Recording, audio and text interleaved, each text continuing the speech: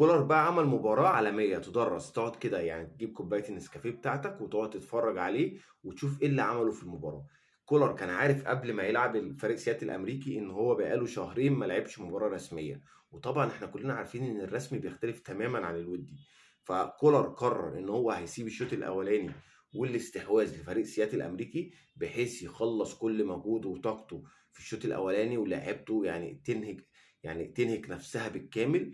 وده اللي حصل فعلا. الشوط الاولاني كان فريق سياتل كان فريق قوي جدا، فريق رخم وعنيد الصراحه، بيخش على كل كوره بقوه جدا، ما كانش سايب اللعيبه تستلم براحتها، كانت اللعيبه بتعاني من القوه البدنيه بتاعتهم.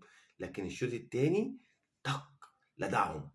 ثلاث تغييرات مره واحده من الدقيقه 60، بينزل محمد مجدي قفشه وينزل احمد عبد القادر وينزل محمد شريف عشان يقلب مجرى المباراه في الشوط الثاني، من شوط دفاعي للنادي الاهلي لشوط هجومي بحت بحت. الشوط الثاني فريق سياتل ما جاش، فريق سياتل كان واقف كده في منطقه ال 18 نص الملعب بيحلق على لعيبه النادي الاهلي، بيخش بقى معلول على عبد القادر يمرقص ثلاثه اربع لعيبه وبعد كده يروح مضيعها على قفشه، يحاول يعمل كذا اسيست على بيرسي تاول اللعيب اللي هو المتألق جدا في الكام ماتش اللي فاتت.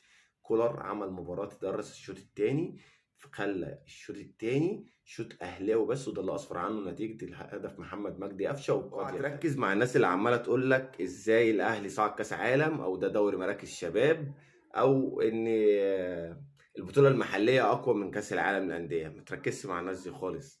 الناس دي مش عارف تسجل 3 صفقات ليهم، وانت في كاس عالم في 4 ايام جايب 4 تجوان في فرق عالميه، ورايح تقابل يوم الاربع ريال مدريد الساعه 9، وهتركز مع ريال مدريد وتشوف النجوم بتاعته اللي غايبه، بنزيما هيلعب ولا لا، ومودريتش وتوني كروز. انت عايش في حته تانية، هم في حته تانية خالص. فاوعى تسمح ان هم يسلبوا الفرحه بتاعتك وياخدوك للمنطقه اللي هم عايزين ياخدوك فيها دايما.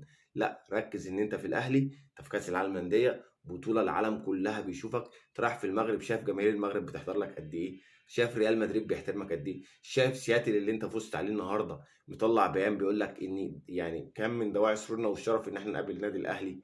شايف موقع 433 اهو ناشر خبر عن النادي الاهلي وبيقول لك ان النادي الاهلي فاز وبيصعد لنصف نهائي كاس العالم للانديه. شاف ريال مدريد منزل خبر على الصفحه الرسميه بتاعته على الانستجرام والفيسبوك ان احنا المنافس بتاعنا يوم الاربع النادي الاهلي. شايف الصحف العالميه كاتبه ايه عنك.